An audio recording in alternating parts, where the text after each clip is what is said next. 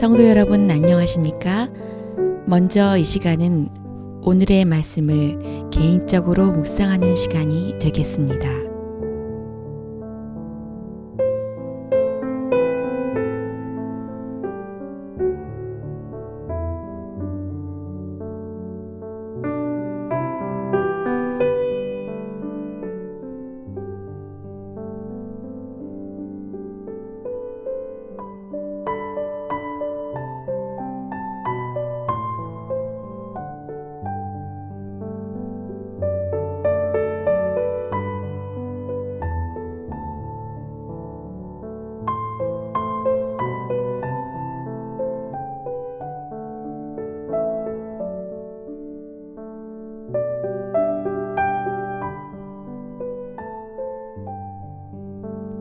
안녕하십니까?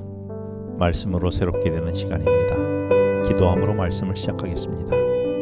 하나님 아버지, 이 시간 말씀을 나눌 때에 성령께서 함께하여 주셔서 말씀하시고자 하는 말씀을 깨닫게 하여 주시옵소서. 예수님의 이름으로 기도합니다. 아멘. 오늘 말씀은 창세기 20장의 말씀으로 롯의 이야기에서 다시 아브라함의 이야기로 전환됩니다. 이제 아브라함은 네겝으로 이동하면서 그랄에 거주하게 되는데 그곳에서 자신의 아내 사라를 누이라고 사람들에게 소개합니다. 그 이유를 14절에 그랄 사람들은 하나님을 두려워하지 않기 때문이라고, 그래서 그들이 나를 죽일까봐 그랬다라고 말합니다. 사라를 아브라함의 누이로 한 그랄 왕 아비멜렉이 사라를 그의 궁으로 데려갔습니다. 그날 밤 하나님은 아비멜렉에게 그 여인을 가까이 하면 죽으리라고 말씀하십니다.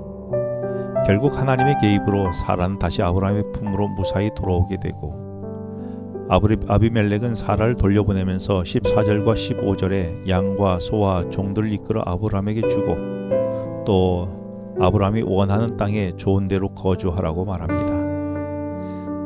우리는 이와 비슷한 이야기가 지난번 창세기 12장을 묵상하면서 보았었습니다. 당시 아브라함은 애굽 왕 바로에게 역시 사라를 누이라고 말하므로 바로가 사라를 궁으로 들였다가 큰 재앙을 경험한 사건이 있었습니다. 왜 아브라함은 이런 똑같은 실수를 했을까요? 그리고 하나님은 아브라함의 반복된 실수를 어떻게 다루셨을까요? 사실 생각해보면 실수 없는 인생은 없는 것 같습니다. 아브라함은 애굽에서 겪은 일로 한껏 믿음이 단단해졌을 것입니다. 그리고 얼마 전 소돔이 멸망될 수밖에 없던 상황 속에서도 의인이 악인과 함께 멸망해야 되겠냐며 중보 사역을 했었습니다. 그런데 그런 믿음의 사람 아브라함의 모습은 사라지고 단지 제 안위를 위해 아내를 포기하려는 비겁한 모습만 남아있을 뿐입니다. 전에는 자신의 거짓말로 애굽의 왕 바로가 큰 재앙을 당했는데 이제 아비멜렉은 죽을 지경에 처한 것입니다. 참으로 거짓말은 무서운 것인데요. 내 거짓말로 사람이 죽을 수도 있다는 것입니다. 거짓말의 본질은 나는 살 테니 너는 죽으라는 것이지요. 아브라함의 거짓말로 사라를 곤경에 처하게 했을 뿐만 아니라 아비멜렉까지도 죽게 만든 것이었습니다.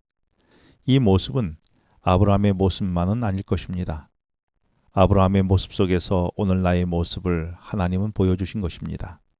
이때 죽게 된 아비멜렉은 4절에서 자신은 사라를 가까이 하지 않았다면서 주께서 의로운 백성도 멸하시냐고 반문합니다. 이 말은 창세기 18장에서 소돔이 멸망될 때에 아브라함이 주께서 악인과 함께 멸하시려 하시냐고 말했던 것과 같은 이야기입니다. 이 말은 이방인이었던 아비멜렉이 성경과 하나님을 이미 알고 있었던 것입니다. 그런데 아브라함은 나중에 이렇게 거짓말을 한 이유를 이들은 하나님을 두려워하지 않는 자라고 미리 단정짓는 실수를 범했습니다. 우리도 이런 선입견으로 잘못된 길을 가는 경우가 종종 있지 않습니까? 이 시간 선입견으로 어떤 일을 단정짓던 그런 나의 잘못의 경험을 고백할 수 있기를 바랍니다. 그런데 본문을 묵상해 보면서 드는 생각은 거짓말하고 자기 안위만을 생각했던 아브라함보다는 아비멜렉이 훨씬 더 나아 보입니다. 그런데 거짓말은 아브라함이 했는데 경고는 왜 아비멜렉이 받아야 했나요?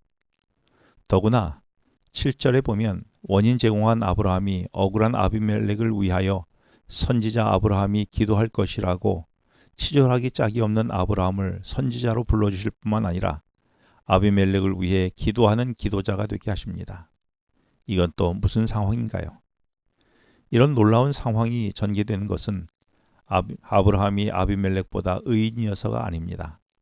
보면 볼수록 구제할 수밖에 없는 죄인이지만 아브라함이 여기까지 온 것은 하나님의 택하심과 하나님의 전적인 은혜로 여기까지 온 것임을 아브라함에게 알게 해주신 것입니다.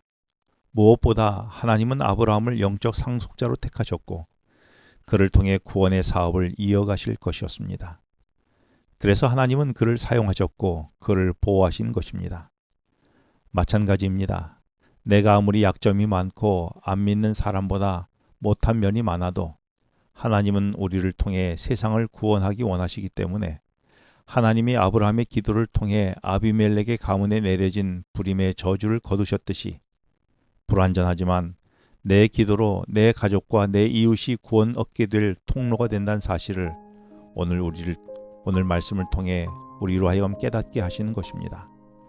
그렇다면 선자의 특권과 사명을 갖고 오늘 내가 기도해야 할 나의 가족과 이웃은 누구입니까? 묵상해 보시기 바랍니다. 사실 아브라함의 불신으로 무고한 자가 죽을 뻔했습니다. 세상을 구원으로 인도해야 할 하나님의 백성이 오히려 구원에서 멀어지게 할 수 있음을 또한 오늘 말씀을 통해 깨닫게 됩니다. 사람들이 믿음에서 멀어지지 않도록 우리의 말과 행동에 더욱 신경 쓸 수 있도록 기도해야 합니다. 기도하시겠습니다. 하나님 아버지, 같은 실수를 반복하여 저지르는 연약한 존재지만 우리의 기도로 내 가족과 이웃이 회복되는 통로로 삼아주셨음을 깨닫게 해주셔서 감사드립니다. 오늘 저의 말과 삶을 통해 누군가를 사망으로 이끄는 삶이 아니라 구원의 통로로 살아가게 하여 주시옵소서. 예수님의 이름으로 기도합니다. 아멘. 지금은 개인 기도 시간입니다.